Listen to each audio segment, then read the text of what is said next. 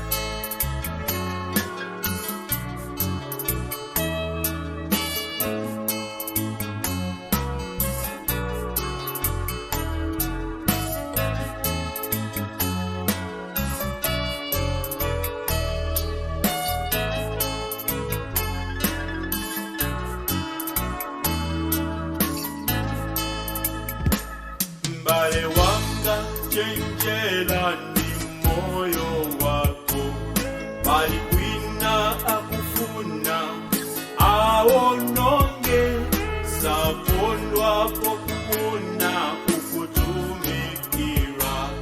Nyali yako isazime, samziko ndiza kuta usalimbane nazo, funafuna ufumu wake wambuyeyo, ziwa iye ndiye wenzila uchimwawo. Nyali yako isazime,